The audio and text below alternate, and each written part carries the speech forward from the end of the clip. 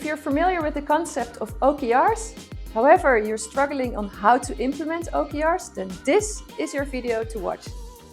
If you're not so familiar with OKRs, objectives and key results, then I advise you to watch my previous video on how to start with OKRs. You can find my video in the link above.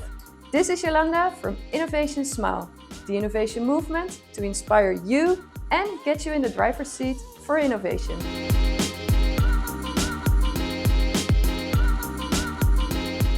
Today I'm going to teach you how to implement OKRs, how to come up with a structure for your team meetings, and I'm going to share you my learnings as an OKR coach. When implementing OKRs, I advise you to use the OKR canvas. The OKR canvas is going to help you on how to structure your OKRs, and it will help you on how to book progress. And the OKR canvas is consisting of 6 steps. Let me explain you the first step. The first step starts with your top of the mountain, and you're going to define your ambition and your dream of your department. So where do you want to be at in 3 years from now? And make sure that this top of the mountain is really in line with your overall OKRs and your mission and your vision of the company. And in the second step, you're going to define and brainstorm your objectives. So what do you want to achieve this year to get to this top of the mountain and to get and realize this dream for your department? And in the third step, there you're going to prioritize your objectives.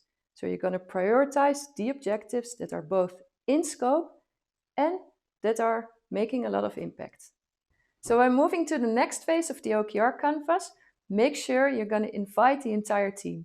Why is this? You need commitment and involvement from the entire team to really make this OKR progress a real success. And in the fourth step, you're going to define and brainstorm your key results. So focus on the outcomes of the objectives.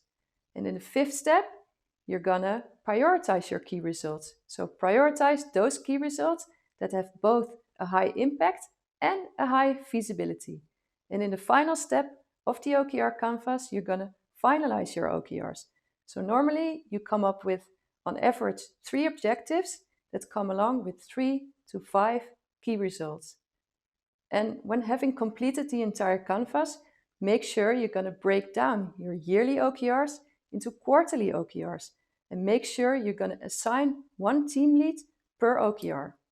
So let me explain you next how to set up a good meeting structure for your teams.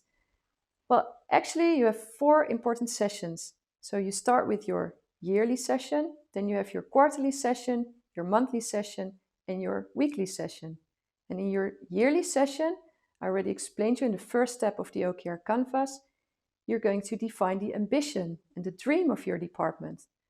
And then let's move to your quarterly session. Your quarterly session, it's really important to discuss the retrospective and do the evaluation of your first cycle OKRs. So you're going to evaluate what went well and what you can improve in your next cycle. And part of this quarterly session is also to define the OKRs for the next cycle. And then you're going to move to your monthly initiatives session. And in this session, you're going to define what are the initiatives, what are the tasks that you need to perform in order to get to your results, to get to your outcomes. So next you have your weekly check-in. The weekly check-in is really important because first of all, it will make sure that OKRs are really top of mind and that everyone will focus on the OKRs. And in the weekly check-in, you discuss in maximum of 15 minutes your progress and the process on the OKRs. And if there are any impediments, discuss them not in this meeting, but just set up a separate meeting to discuss this. What makes this meeting structure really successful is that you're going to focus on what really matters. And in this way, you're going to reach your end goals way sooner. As you know by now, I always end my vlogs with some useful tip. Tip number 1, put the OKR coach in position by explaining his role in the team. This will really give him or her a flying start when you start implementing OKRs. Tip number 2, when you start, keep it simple. People need to get used to the method and they need to get used to the way of working and give it some time. It will take up to 3 or 4 cycles till they get used to it. So give them the time to feel confident with the way of working. Tip number 3, facilitate open discussions and spend time with people in the team who are hesitant and have doubts about this whole OKR process. So make sure that they're more willing to contribute.